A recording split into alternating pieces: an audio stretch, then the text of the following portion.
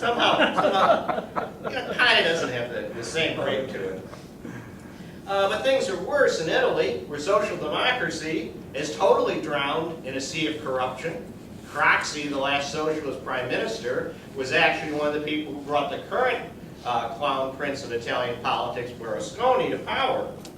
And as it's collapsed, it's been replaced by a tamed and neutered, and probably equally corrupt in some levels, former communists.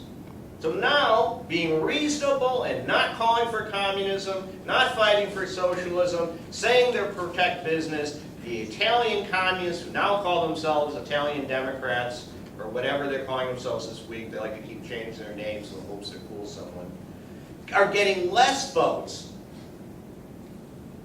winning less seats than when they had hammers and sickles and proclaimed themselves the party of the proletariat. So again, the social democratic project is not just failing because people didn't do it well, which was one of the theories of the Italian communists. Social democracy is still a viable strategy. However, these fools and the PSI like Craxi are too corrupt or too ignorant to know how to do it, will succeed. Instead, it's just been a disaster. So the crisis of social democracy is so severe, you get an idea that in France, you actually have a mayor and a member of parliament for the Socialist Party, Manuel Valls, who questions even keeping the name socialist.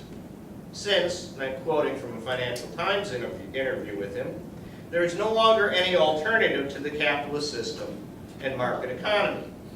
Now, if there's no longer any alternative to the capitalist system and the market economy, one may ask why you should vote for this fellow. I mean, like, what would the point be, right? I mean, it's sort of strange to me. So that's one of my arguments here, which we can bring up in the discussion, we can thrash about, is that social democracy, like Marley, is dead as a doornail. And unless you understand that, nothing makes sense. Just try to think of the great accomplishments of Clement Attlee after World War II. To remember fondly Olof Palme in Sweden talking about Marxism and buying out the bourgeoisie with community boards buying stock, and all those other nice social democratic projects from the past, is sort of pointless because there's no there anymore. Again, maybe they can reconstitute themselves, but it doesn't look good so far. Okay, nextly, let's look at the Greens. They were, of course, particularly in the 70s and 80s, a great hope for a renovated European left. Now, who exactly are these Greens?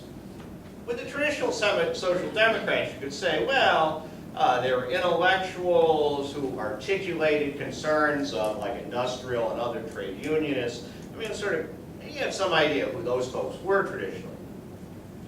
But who are these Greens? Well, here again a quote, this time from a famous German, I think is apropos, the great German poet Goethe. He supposedly said once of Napoleon, and I quote, he went in search of truth. In finding truth not at home, he settled for power instead. And I think that's exactly what's happened to the Greens. The Greens were a social movement that became a political party seeking truth. An end to environmental destruction, an end to war, an end to gender discrimination, an end to crib death for kittens. I mean, you name it, they were against it, or if it was something to do with humanity or animal rights or peace or better quality granola, they were for it. I mean, they were looking for truth. They used to have conferences that resembled the old fights that for people here in Chicago might remember that used to take place on the south side of the Coliseum between light and mid-heavyweight fighters. Their conventions would have blood everywhere. I sometimes mean that literally, because they were looking for truth.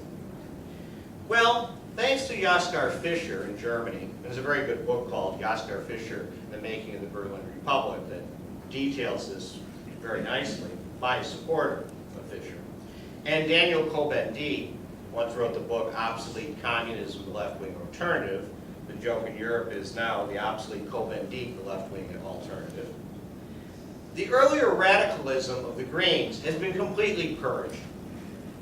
In Germany, the Green Party is already in coalition with the conservatives in local areas, admitting that it is a bit troublesome to be in coalition with a party that believes in the expansion of nuclear power when you're a party that doesn't, but we have to be practical.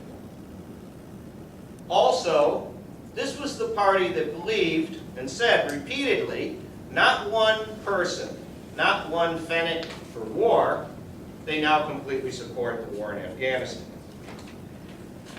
So they were once diehard opponents of nuclear power, polluting autos, cruelty to animals, oppression of various sexual orientations and minorities, no matter how small they might be. Now, they are flexible. Because, like the Goethe quote, they went looking for truth, but they never really found it. But what they did find, and what they did get a taste of, is power. Let me move from Germany to the Netherlands, just to prove that this is not idiosyncratic to those Germanophobes in the audience who might think typical Germans. Well, here, what about the nice little Dutch? We got windmills, wooden shoes, chocolates, and all that sort of stuff. What were their Greens like? Well, their Greens were for truth, for goodness, so much so that the collapsed Communist Party in the Netherlands joined them, as did a completely pacifist party. So here you have one wing that's against pollution and everything else, another wing that spent its whole life fighting against war, and another wing that proclaims itself the champion of the workers. Seems pretty clear. They were looking for truth. But then they found power. The talk started circulating that the multi-party system, which is the Netherlands parliamentary system, that the Greens, or the left Greens as they call themselves, were now perhaps becoming a responsible coalition party in a future government. But there would be tests.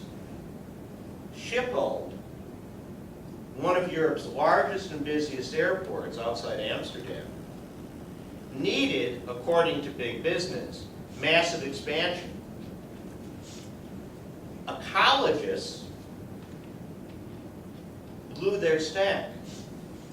They said the further expansion of Schiphol Airport would result in massive environmental destruction. Wetlands, the soil, etc. It's air pollution, on and on. And that the answer, of course, was non-polluting or non-source polluting, like electric trains. It was not expanding Schiphol Airport. So you could have more flights going from one small European city to another that could easily be taken for an extra 20 minutes by train. But this was a question of potential government. Every single party said, yes, we're for the expansion. And then it came down to the last two holdouts. The Green Left, the Socialist Party of the Netherlands. You know what I'm going to say. The Socialist Party of the Netherlands said no. They're on the far left. They said this is a disaster for working people. It's a disaster for the planet. This is a boondoggle for big Dutch corporations. We will vote consistently no about any expansion of the airport. And the Greens said, let's be reasonable. We can have an expansion as long as there are environmental consultants. At which point all the Dutch newspapers said, these people aren't so bad.